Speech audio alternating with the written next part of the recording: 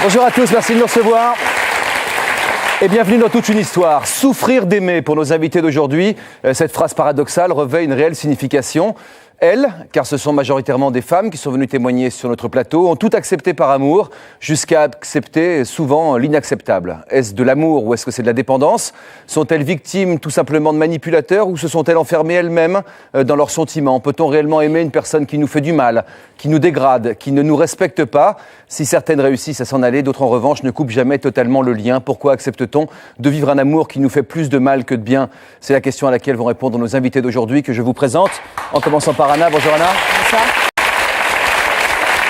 Et toute mignonne Anna.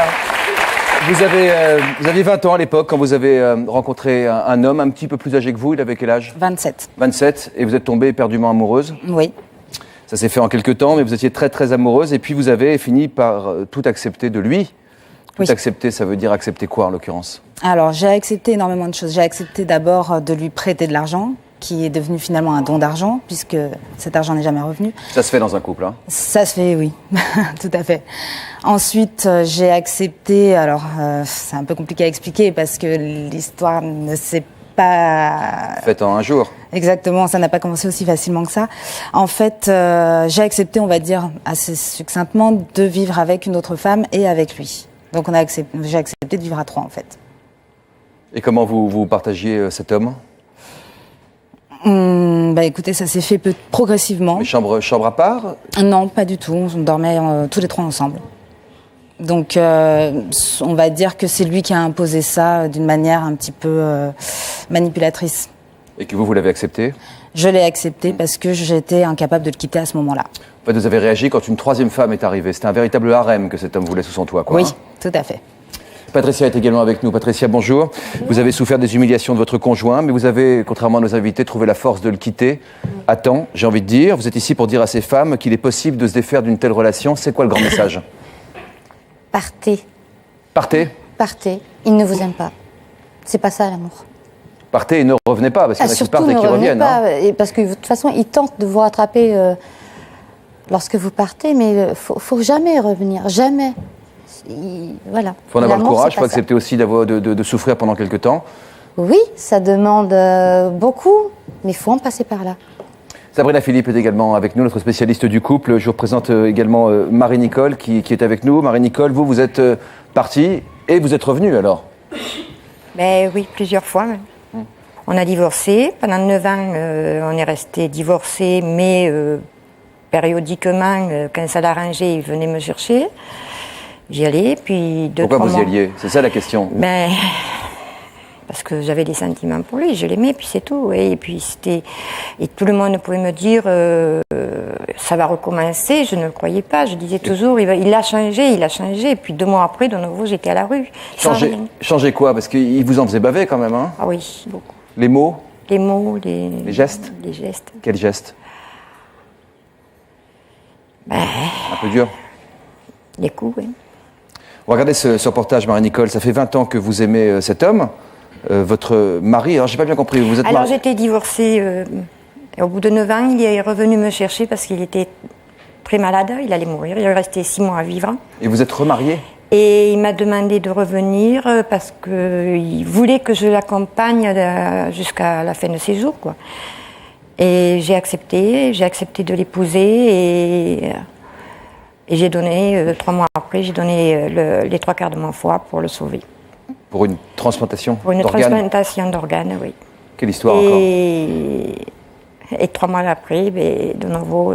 Ça recommence. Ah ben ça a commencé dès le jour où il a su que j'étais donneuse, que je pouvais donner. C'est bien compliqué cette histoire. On va regarder ce reportage qu'on a tourné avec vous pour essayer de le comprendre. Je précise, avec la présence de cet homme, est-ce que vous l'aimez ? Il y a 2 ans de ça, je vous aurais dit, je l'aime profondément. La preuve, c'est que j'ai donné mon foie. Mais maintenant, il y a les sentiments, ça c'est sûr. Ils resteront toujours. Mais vous avez donné votre foie. Est-ce que vous donnez encore votre cœur ? Pour le moment, à mon mari, non. J'ai l'impression que vous êtes sur le fil quand même. Oui. Hein, ouais.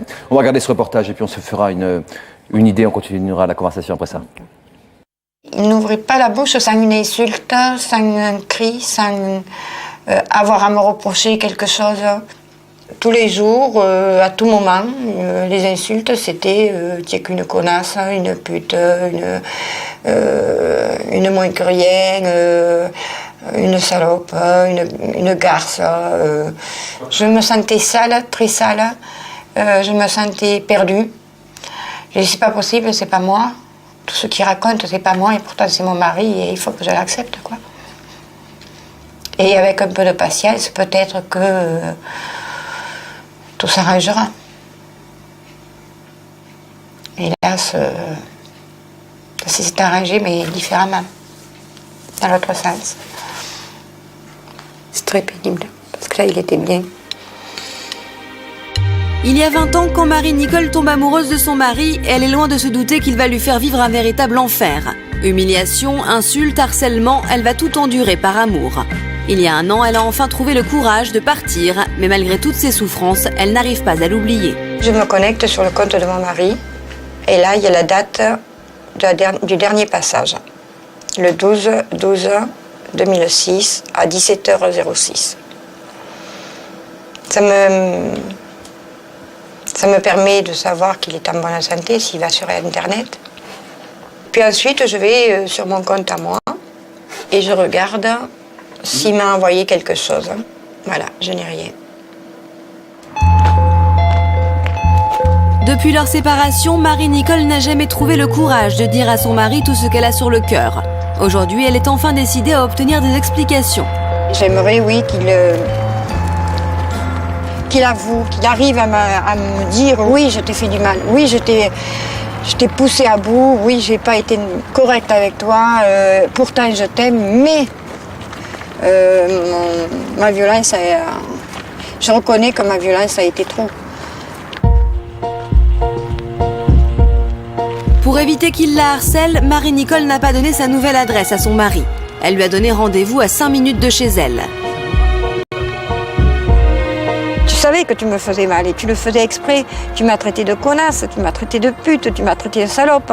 Mais tu te rends compte de tout le mal que tu m'as fait, que tu m'as dit? Bon, tu arrêtes là un peu.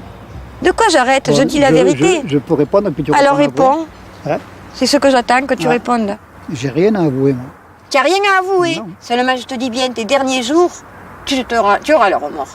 Mais ce sera trop tard. J'ai tout fait pour que tu sois heureuse. Quoi? Et Tu m'as n'as volé. rien fait. Tu m'as donné pour tout me reprendre. Tu veux me faire passer pour quelqu'un que je ne suis pas. Je voudrais te faire passer pour rien du Voilà, tout. Je voudrais te c'est faire tout. passer, te demander simplement pourquoi et est-ce que tu le réalises, tout le mal que tu m'as fait et pour... Tu te fais du mal. Non.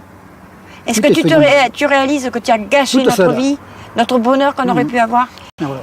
Est-ce que tu réalises que tu m'as détruite, que maintenant je ne suis pas capable même de me regarder Détruite, dans une glace? Ah ouais. Non. Mais ça, je savais que de toute façon, tu ne ferais rien pour comprendre que j'ai des torts, mais que toi aussi, tu en as. Ben, porte-toi bien. On va essayer. Ben, je te le souhaite. Ouais. Ce n'est pas la première fois que Marie-Nicole quitte son mari. Sa fille, qui a souhaité témoigner anonymement, n'a qu'une angoisse, voir sa mère retourner encore une fois vers celui qui l'a tant fait souffrir. Je comprends pas comment ça se fait que chaque fois tu es retournée avec lui. Parce que j'ai cru en lui chaque fois il m'a manipulée et chaque fois je croyais en lui, chaque fois, et malgré que vous me dites mais tu le connais bien, tu sais bien comme il est, et chaque fois je disais il a changé parce qu'il montrait son bon caractère. Ma mère, je suis tout à fait consciente, et j'espère qu'elle aussi elle est consciente, qu'elle a gâché sa vie complètement par rapport à cet homme et qu'elle va pas refaire la même bêtise, quoi. Je me dis, on peut pas être amoureuse d'un homme qui nous manipule, qui nous fait du mal, non, ça je comprends pas, quoi. Il est toujours en moi, de toute façon, mes sentiments ne changeront pas, même si je suis avec quelqu'un d'autre, mes sentiments pour lui ne changeront pas, parce que c'est quelque chose de très fort et qui s'achèvera même pas au-delà de la mort. Je pose la question à Patricia. Comment vous réagissez en voyant ce reportage, vous? Ah, mais moi, je suis retournée par son histoire, enfin, je suis outrée. En plus, il ose lui dire, j'ai rien à avouer, mais c'est lamentable. Enfin, c'est... Quand j'ai commencé ma liaison avec lui, il était très gentil, il était très... puis alors, ça a vite dégénéré, montrer son vrai caractère pratiquement de suite. Non mais là on le sent tranquille dans le reportage. Hein. Ah oui, il était très, très tranquille. Lui il dit qu'il Très a tout vivant. fait pour vous rendre heureuse. Ah oui, oui, oui, tout à fait. Vous avez quitté un mari et une famille de 4 enfants pour vous lancer dans Oui. une aventure amoureuse avec lui. Quand Patricia a dit qu'il n'avoue pas les choses, oui, là encore une fois, pourquoi vous avez tant besoin de ses aveux, qu'il reconnaisse ce qu'il a fait? Pour me sentir plus propre, pour me sentir moi-même, Pour être sûr que c'est vraiment arrivé? oui. Mais Vous- je sais il que vous c'est fait- arrivé, vous mais le savez. j'arrive pas à le réaliser vraiment. Et à chaque fois qu'il me disait de revenir, j'y retournais, mais alors sans regarder ce qui s'était passé avant. Vous avez fait des allers-retours, Patricia, avant de prendre votre grande décision? Jamais. C'était quoi cette première fois? Vous vous êtes dit plus jamais ça? Ça a été assez vite en fait. Quand je suis au début pareil, hein, il était gentil, Oui. prévenant, tout ce qu'il faut pour qu'on tombe dans le panneau. J'y suis tombée d'ailleurs, hein, impeccable. Hein. Dès que je suis tombée enceinte, parce il a voulu un bébé très vite. Moi j'ai dit bon, ben, ma foi, hein, je suis tombée enceinte. De là ça a changé. De là ça a vraiment changé. D'une, je suis devenue moche. Non. Si. Plus le droit au maquillage, plus le droit aux jupes courtes. Il m'a rencontrée, j'étais super coquette. J'avais des cheveux magnifiques, longs, toujours bien mises, mini-jupe. Si. Ah, oui, je vous crois, bien sûr. Et il a craqué sur ça, en Oui. plus. Un caractère très affirmé, c'est ce qui l'a aussi fait craquer. Et tout ça, il a voulu le détruire. Et tout ça, il a voulu tout casser. Me casser. Il a Oh. tenté le coup, hein.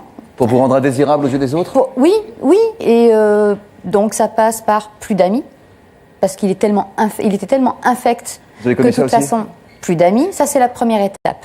L'isolement. L'isolement. L'isolement. La famille, si vous en avez, plus de famille, Plus de famille. ben non, il s'entend pas avec. Anna, vous avez connu ça aussi? Ah oui, oui, tout à fait, ça correspond tout à fait au profil. Oui, hein. c'est ça. C'est ça, hein. Ah oui, oui. C'est vicieux, faut faire attention. Et lorsque vous acceptez une première fois, vous vous dites « Oh, il a passé une mauvaise journée oui, eh ben, c'est ouvrir la porte à tout le reste. À toutes les fenêtres, comme dirait À tout l'autre. le reste. Oui, Sabrina, que pensez-vous des interrogations de Nicole aujourd'hui? Là, c'est vrai que dans des histoires là qu'on commence à entendre, hein, c'est vrai que c'est toujours le même processus. Alors, il y a toujours cette fameuse lune de miel qui n'est pas bien, qui est plus que bien. Parce que ce qui va accrocher l'autre, ce n'est pas seulement que ça se passe voilà, un peu de façon idyllique comme dans toutes les relations, c'est que l'autre va vous faire croire que vous êtes vraiment unique et exceptionnel. Et qu'il vous aime tellement que vous êtes vraiment... Il va vous mettre sur un piédestal, en fait. Et que vous n'avez plus besoin de rien d'autre. Et de personne d'autre. Exactement. Et c'est vraiment cette première... C'est plus que bien. C'est vraiment une première lune de miel comme ça. Et puis, voilà. Ensuite, en effet, ça bascule. Il va se servir de ça parce que c'est de la manipulation. C'est vraiment de la manipulation perverse. Hein. On a une phrase qui dit « c'est trop beau pour être honnête hein, », à peu de choses près, quoi. C'est tout à fait ça. Au bout de 7 années de mariage, vous avez demandé le divorce. Oui. Il y a eu une goutte d'eau. Oui. Plus d'aller-retour. Puis pour mes enfants, je n'arrivais plus à supporter. Il faut dire que j'ai failli tirer dessus un jour qu'il m'avait tapé pendant 48 heures. Hein. Je pouvais plus. C'est épouvantable. Madame, pourquoi vous n'êtes pas partie plus tôt? Parce qu'il savait me manipuler, il savait me faire revenir, il savait dire les choses qu'il fallait. Il me connaissait tellement bien qu'il savait que de toute façon j'étais sans jouer. Il jouait avec moi comme Le manipulateur prend du plaisir, Sabrina, vous pensez? Je vous en prie. Hein. Bien sûr. Le manipulateur prend du plaisir. Et surtout, une des raisons pour lesquelles souvent les femmes ou les hommes ne parlent pas, parce qu'aujourd'hui on a beaucoup de femmes, Ouais. on n'a que des femmes sur On le n'a que plateau, des mais femmes, oui. il y Est-ce a que des c'est- femmes qui sont aussi manipulatrices, hein, perverses, hein, donc Quand il faut même, le hein. savoir. Oui, Excusez-moi. Enfin, C'est pas voilà, seulement les hommes en parlent moins, voilà, sont moins prêts à témoigner de cette souffrance. Mais c'est plus ce qui est- une honte pour eux, peut-être aussi. Hein. tout à fait, mais ça existe de la même façon. Surtout, ce qui est très important, pourquoi l'autre ne part pas, c'est que le manipulateur arrive à vous faire croire que c'est de votre faute. Oui. Et que s'il fait ça, c'est ce qu'il devait faire avec Oui, vous. c'est tout hein. à fait ça. S'il fait ça, c'est que vous êtes fautive. c'est que vous l'avez bien cherché. Ou c'est que vous n'en valez pas la peine, ou voilà, ce genre de mots, ce genre de phrase. Et finalement, il arrive à vous convaincre, au final, que c'est ma faute, voilà. Exactement. C'est ça. Il vous l'a dit souvent, ça? Tout le temps. J'étais une moins que rien. Si c'était pas lui qui m'avait ramassée, je serais pas devenue une femme. C'était ses mots favoris. Malgré qu'il y avait des périodes où c'était un ange.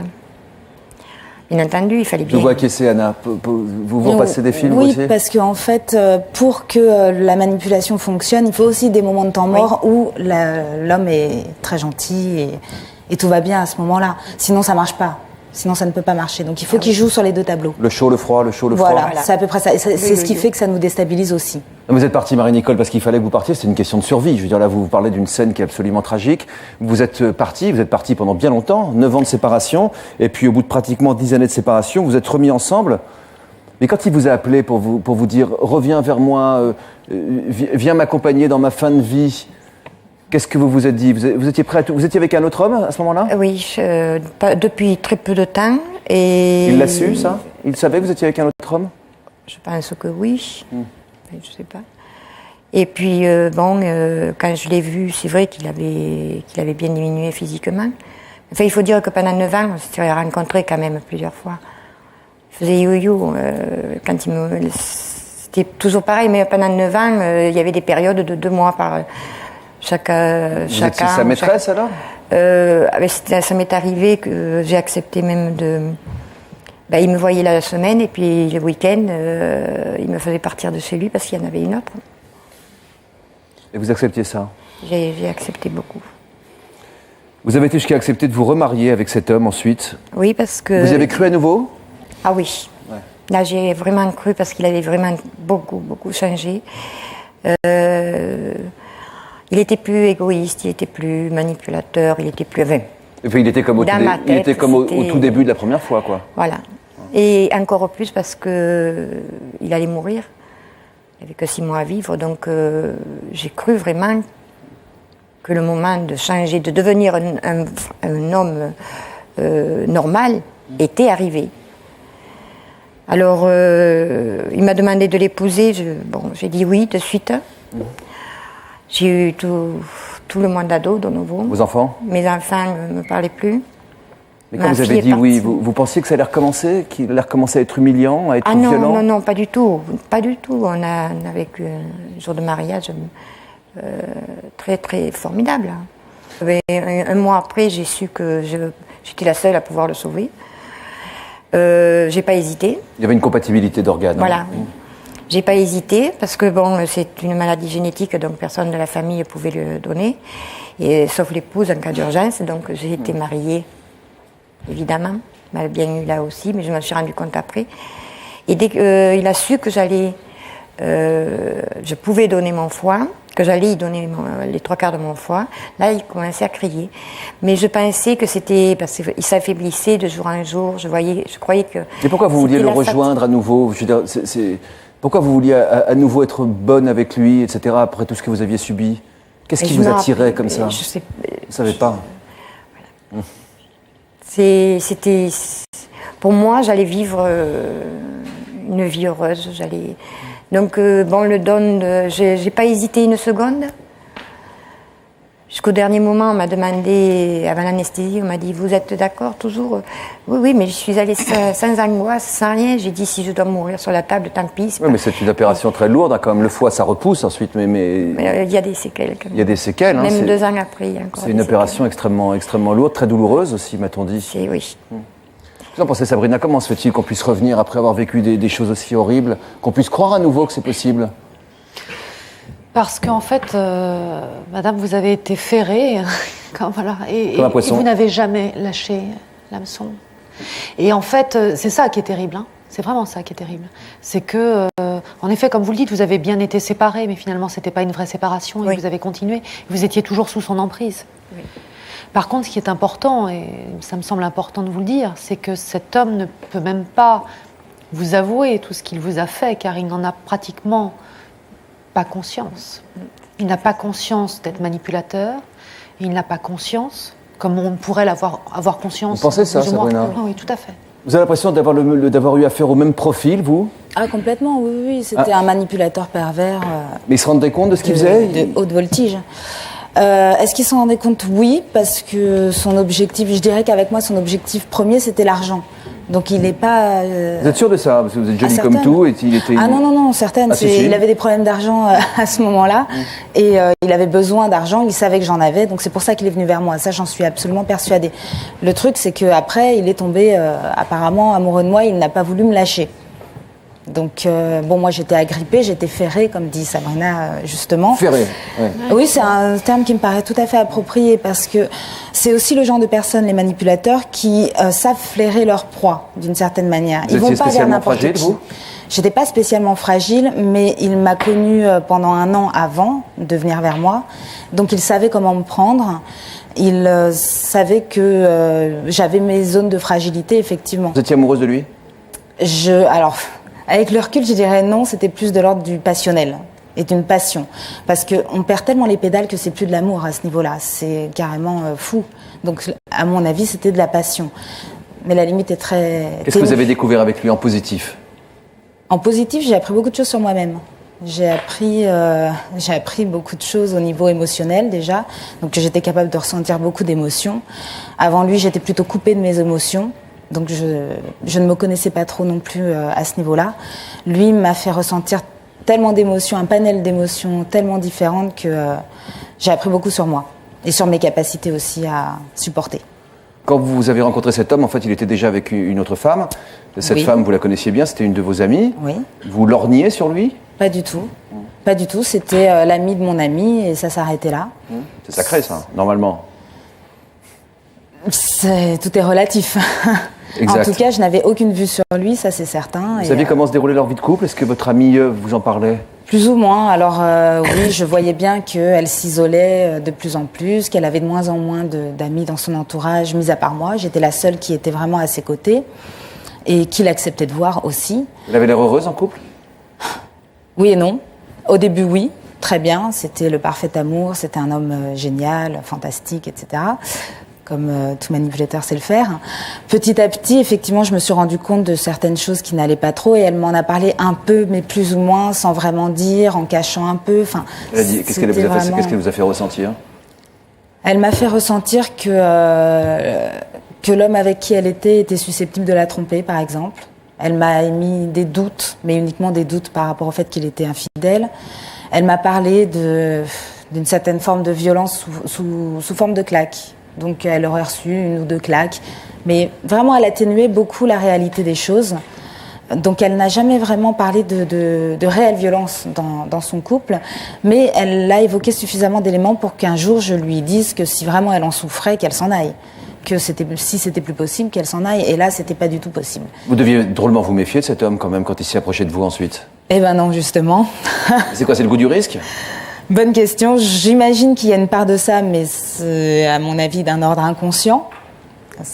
Pour moi, c'est d'un ordre inconscient. Maintenant, c'est très étrange ce qui s'est passé. C'est que il m'a fait croire qu'il n'était plus avec elle, que leur relation était terminée. Mais il est venu vous le dire à vous ? Il est venu me le dire à moi, il m'a appelé pour me le dire. J'ai appelé ma copine qui m'a confirmé. Bon, d'accord. Ça a commencé par boire un café entre amis. Et il m'a progressivement dévoilé ses sentiments, ses faux sentiments, je dirais, en me disant qu'il était amoureux de moi depuis longtemps, etc. Ce qui, moi, m'a complètement déstabilisée parce que je ne m'y attendais pas du tout. Ce qui s'est passé, c'est que ma copine avec qui j'ai gardé contact, je lui en ai parlé en lui parlant de mon malaise et elle m'a rassurée en me disant que c'était un homme très bien. Donc elle a participé un peu à cette manipulation et elle m'a conseillé même d'aller avec lui et qu'il pouvait être très bien pour moi. Donc j'ai fini par lâcher au bout d'une semaine de malaise, vraiment de malaise à plus manger, appétit complètement coupé, à plus dormir. Ah, il vous a bouleversé, hein ? Ah oui, complètement, oui. Au bout de combien de temps il est arrivé à la maison avec cette idée de vous faire vivre à 3 avec une autre femme ? Au bout de 5 mois de relation avec moi. Et comment il vous a présenté ça ? Oula, ça va être un peu long à expliquer. En essayez de réalité, nous faire profiter de votre esprit de synthèse. En condensé, donc il est sorti avec moi pour l'argent, c'était de la pure manipulation. Il est resté avec ma copine, il était encore avec elle. À celle avec qui Oui. il disait ne plus être? Oui, ils étaient toujours ensemble. D'accord. Oui. Ils étaient toujours ensemble. Et donc au bout de 5 mois, où il n'a plus pu se détacher de moi, il était censé sortir avec moi pour l'argent. Il a eu l'argent, il l'a obtenu, mais il n'a plus pu se séparer de moi. Il est tombé amoureux. Amoureux ou autre chose, ou c'est plus à mon avis de la possessivité. C'est autre chose là. Tout en gardant des relations sexuelles avec sa précédente oui, copine. bien sûr. Et comment est arrivée la 3e Laronne? Oula, c'est beaucoup plus tard. Donc là, on fait un saut dans le temps. C'était aussi une question d'argent au départ. Au bout de combien de temps? Au bout de... ça faisait 3 ans qu'on vivait ensemble. Et comment il vous a présenté les choses?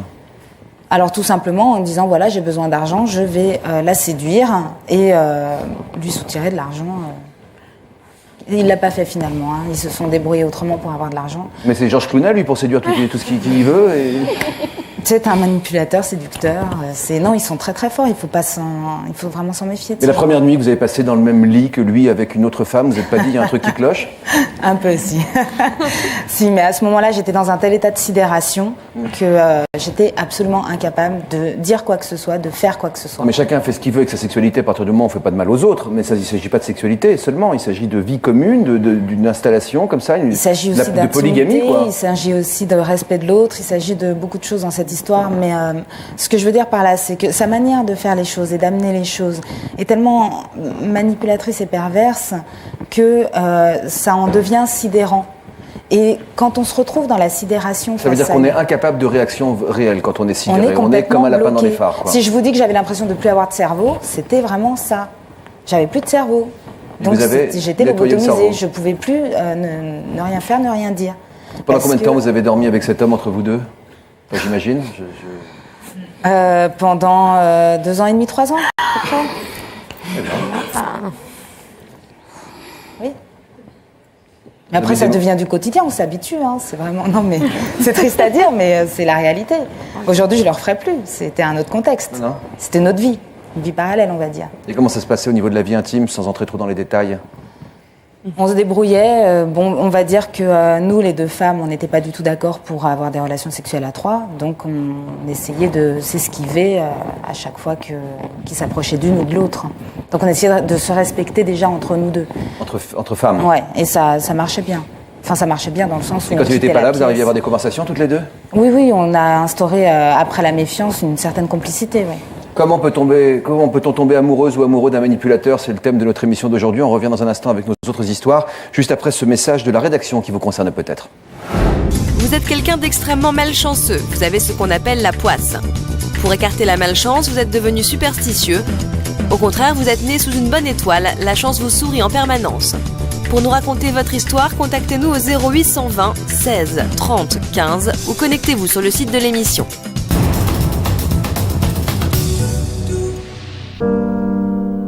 Prochainement, dans toute une histoire, l'histoire de Raphaël. Cette jeune femme de 30 ans est actuellement hospitalisée car elle souffre d'anorexie depuis 15 ans. J'ai peur de manger, j'ai peur de ne pas manger, donc je suis dans une impasse en fait complète. J'ai envie d'envoyer le plateau par terre. Et aussi l'histoire de Caroline. Pour son métier de mannequin, elle a mis sa vie en danger en avalant des médicaments réservés aux obèses. Quelles ont été les conséquences de ces prises de médicaments sur votre santé?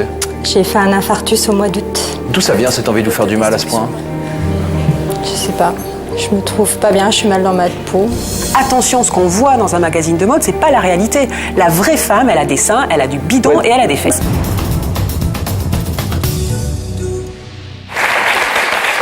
Vous nous disiez, Anna, vous qui donnez l'impression d'avoir vraiment la tête sur les épaules, que pendant plusieurs années de votre vie, vous avez l'impression qu'il vous avait enlevé votre cerveau, cet homme, à force de savoir vous manipuler.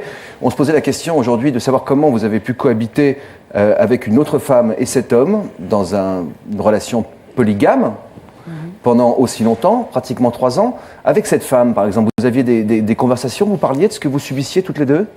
Oui, alors il y a eu beaucoup de moments de crise quand même où justement on essayait aussi de s'en sortir parce que il est arrivé très tôt qu'on se dise qu'on était dans une situation folle et qu'on ne pouvait pas continuer comme ça.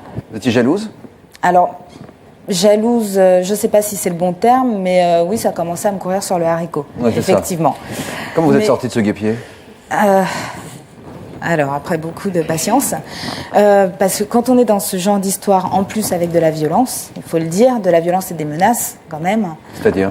C'est-à-dire qu'on a essayé de partir plusieurs fois. Essayer sans vraiment en être totalement convaincu, oui. Sans vraiment être totalement convaincu de ce qui va se passer après, et que si on s'en va, il va nous retrouver, il va menacer notre famille, il va aller tuer je sais pas qui. Enfin, ah oui, c'était des menaces de cet ordre-là. Ah oui, ah oui. Vous aviez peur? Ah bah il y avait aussi cette peur ambiante. Oui, donc il y a la séduction, quotidien. il y a la possession, il y a le climat de peur, il y a le rapport d'argent, les rapports sexuels un peu compliqués. Voilà.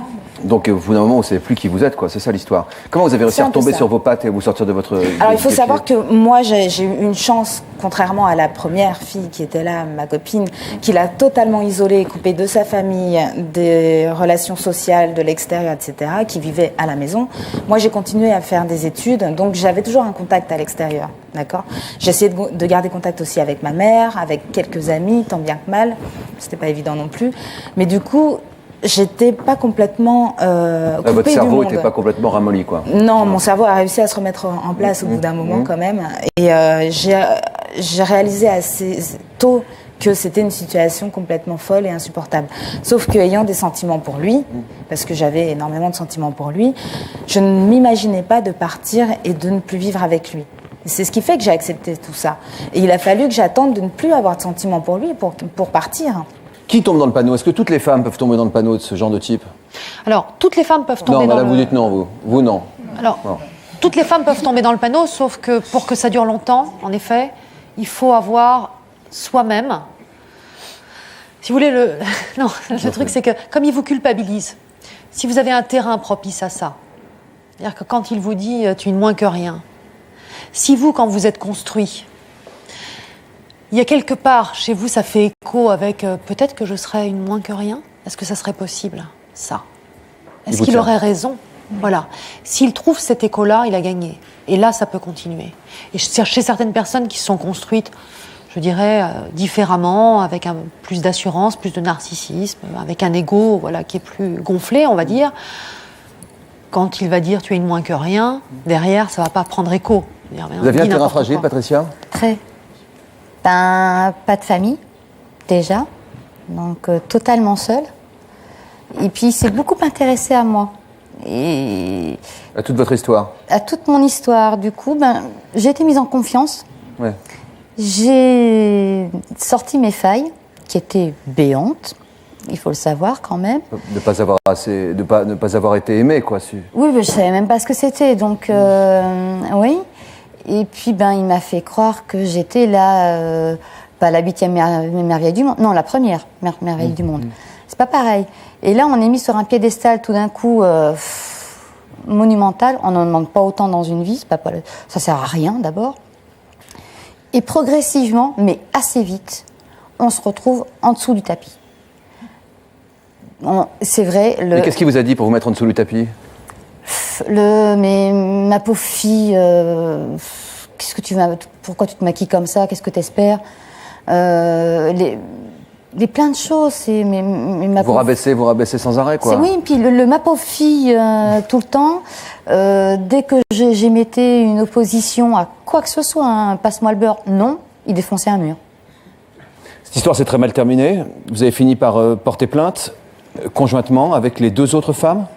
Vous êtes retrouvés à 3 à porter plainte? Il y a eu aussi les familles qui s'en sont mêlées parce que nos parents se sont quand même rendus compte des dégâts et qu'on n'était pas du tout dans notre état normal à force. Mais vous avez porté plainte parce que la coupe était pleine ou parce qu'il y a eu un déclic quand même? Parce que la coupe était pleine et qu'il a fallu quand même qu'on se soude toutes les 3, ce qui n'était pas une mince affaire non plus. Vous avez porté plainte pour violence?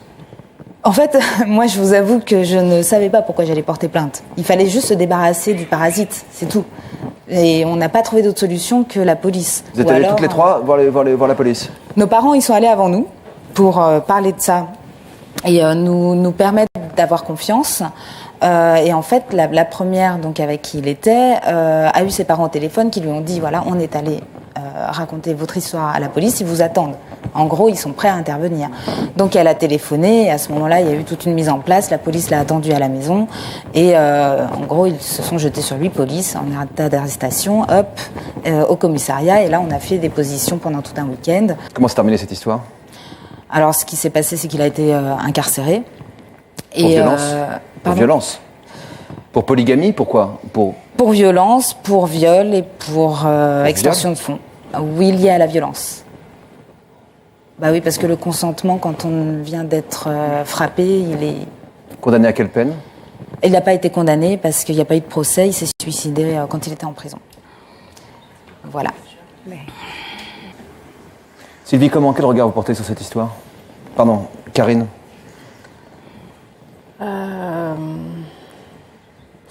C'est très...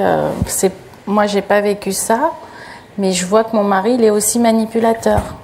Qu'est-ce qui résonne en vous dans tout ce qui a été dit depuis le début de cette émission? J'ai l'impression que là, il y a des lumières qui s'allument pour vous. Voilà, c'est ça, exactement. Ouais. Parce qu'en fait, j'étais manipulée, je le savais.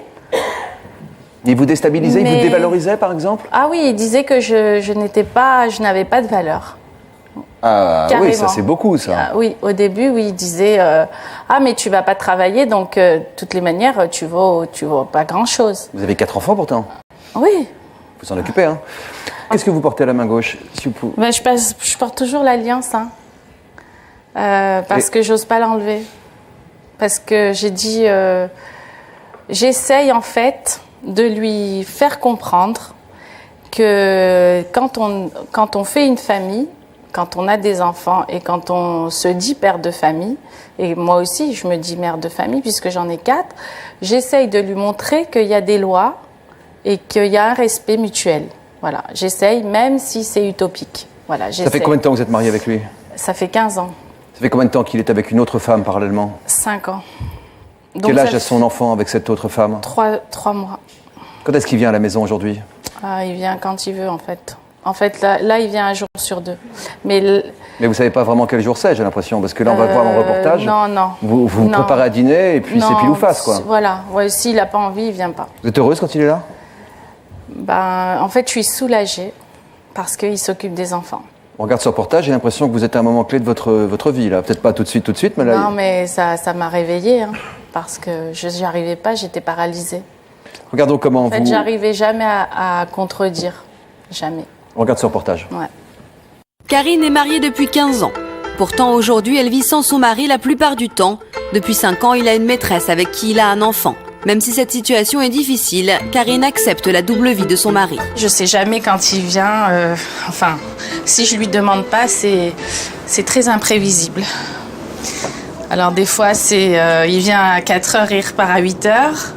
Des fois, il part à 8h30 au cinéma, il revient le lendemain à 9h30. C'est la pagaille, voilà. Ça me déchire le cœur. De le voir avec une autre femme, ça veut dire pour moi, je n'existe plus. Moi-même, je n'existe plus. En fait, je vis physiquement, mais je ne vis plus à l'intérieur. Pourtant, Karine n'arrive pas à quitter son mari. Malgré sa souffrance, elle refuse de tirer un trait sur son passé. Là, c'est mon mariage. Moi, je le regardais. Ouais, ça fait drôle de revenir 15 ans en arrière. Ça fait drôle. On voit que je me sentais bien et que j'étais heureuse, quoi. Là, c'est une photo sur la plage en vacances. Il me prenait dans ses bras. Le plus douloureux pour moi, c'est de ne pas pouvoir le reconquérir. J'arrive pas. J'ai essayé plein de fois et ça n'a pas marché. Donc, je me suis glissée dans le lit, j'ai tout fait, mais ça marche pas. Mais Karine n'est pas du genre à baisser les bras. Si son mari ne la désire plus, elle compte bien essayer de le charmer autrement. Là, j'achète des petites choses pour faire un bon repas à mon petit mari. Je me rappelle de ce qu'il aime, je réfléchis avant d'acheter. Je dis, bon, je ne vais pas faire un plat que j'aime moi, je vais faire un plat qu'il aime lui. Et puis, je veux lui montrer que je ne l'ai pas mis de côté et que je pense toujours à lui. Merci, bonne journée. Merci. Un jour, mon beau-frère, il m'a dit, tu veux tenir ton mari, tu lui fais des bons petits plats. J'ai dit, mais je fais que ça. Ah salut Karine, tu vas bien? Evelyne, sa grande sœur, ne comprend pas pourquoi Karine n'a pas encore quitté son mari. C'est pas la peine de faire à manger, ton mari il est jamais là. Tu es grave. Oui, mais je suis fragile, je suis gentille parce que j'ai mal au cœur. Oui, mais tu es grave aussi, hein. Ouais. Quand même, les autres femmes, il y a longtemps, ma belle-sœur, mon amie, elle aurait tué son mari. Elle lui aurait donné du poison direct, hein. Attention, hein. Ouais. Tu sens pas que tu as besoin d'un homme, tu as besoin de t'épanouir, tu as besoin de vivre? Oui. Tu n'as pas envie de faire l'amour de temps en temps? Ah bah oui, c'est ça. C'est vrai, ouais. Ah bah alors, et pourquoi alors lui, s'il veut deux femmes, eh ben il assure deux femmes. J'évite toujours les conflits parce que j'arrive pas à supporter les cris. Je peux pas.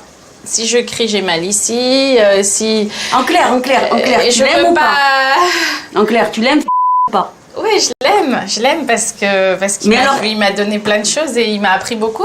Je suis un peu emprisonnée parce que je sens que c'est trop injuste. Alors je veux pas que ça soit injuste. Voilà, c'est pour ça. Je souffre beaucoup. Des fois le soir, je me sens mal et je pleure dans mon lit toute seule. Des fois j'ai envie de dire des choses mais j'arrive pas. Et des fois je veux dire des choses mais ça sort pas et je garde tout et je dis bon ça va passer. J'essaye de supporter quoi. Ce sont des applaudissements d'encouragement. Vous avez du mal à vous mettre les yeux dans les yeux et à avoir une vraie discussion avec lui. Il arrive toujours à filer? Et il veut jamais avoir une vraie discussion. Il me dit toujours c'est bon, je t'ai tout donné, tu n'as rien à dire. Il m'a souvent dit ça parce que je suis confortable, je suis dans une maison, je suis Voilà, vous avez une enveloppe matérielle quoi. Voilà. Vous avez des enfants en bonne santé. Donc, il me dit de quoi tu te plains? Je me plains de ne pas être une femme. Oui, voilà. Et ça, il veut pas l'entendre. Pas trop. Non, il m'a dit, il me l'a dit souvent clairement, tu peux supporter. Vous avez essayé de le quitter? J'ai essayé de divorcer il y a 3 ans, mais il n'a pas voulu. Il m'a lancé le papier on a reçu la lettre du juge. Il n'a pas voulu venir au tribunal. Vous avez le droit de divorcer sans son avis, vous oui, savez. je sais, mais étant donné qu'il ne voulait pas partir de la maison, j'ai dit ça ne sert à rien parce que le papier, il va faire qu'il sera là tout le temps. Même si... Après, faut le faire partir de la maison avec voilà. avec la police et vis-à-vis des enfants, c'est compliqué. Et puis, moi, je voulais pas traumatiser les enfants. J'ai beaucoup protégé mes enfants. Qu'est-ce qu'ils pensent de cette situation, eux? Mes enfants, j'arrive pas à leur parler de ça. Mais ils le savent, ils connaissent. Ils savent que leur maman est pas heureuse. Ils le sentent. Alors, ils vont voir. Ils ont vu déjà la copine de mon mari, donc ils le savent. Et vous acceptez la situation parce que vous avez encore l'espoir que les choses changent? Avant, j'avais l'espoir. Maintenant, j'ai compris que ça marcherait plus. C'est quand avant? C'est il y a 1 heure. Non. C'est ça, puisque en fait, j'ai pas réalisé tout ça, moi. Vous l'aimez encore? Je sais pas. Je crois que c'est une histoire de fou. Moi, je dis parce que mon amie, elle m'avait appelée. Il n'y a pas longtemps, elle m'a dit bon alors Karine, qu'est-ce que tu as fait? Tu as divorcé ou pas?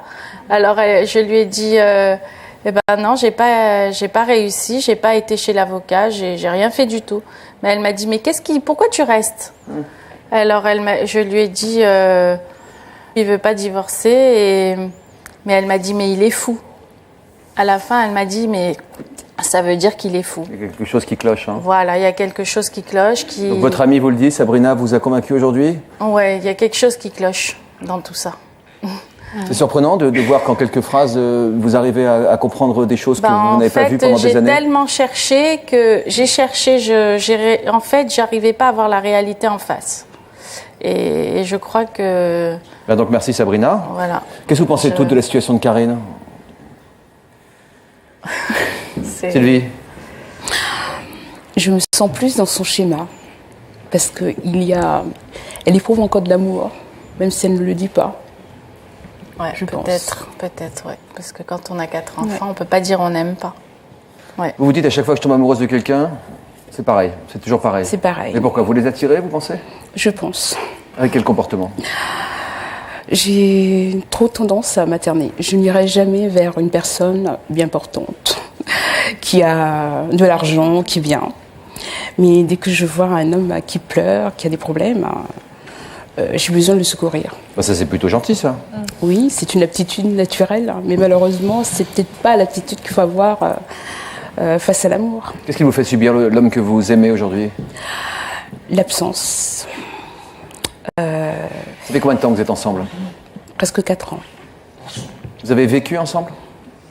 On a vécu ensemble, mais plus particulièrement chez moi. Parce que lui, il a mes clés. Il peut venir quand il veut, il s'installe. D'ailleurs, il vit plus souvent chez moi que chez lui. Et vous n'avez pas ses clés à lui? Je n'ai pas ses clés et je vais chez lui sur rendez-vous. Vous ne pouvez pas lui rendre visite par surprise, quoi? Non. Vous l'avez déjà fait?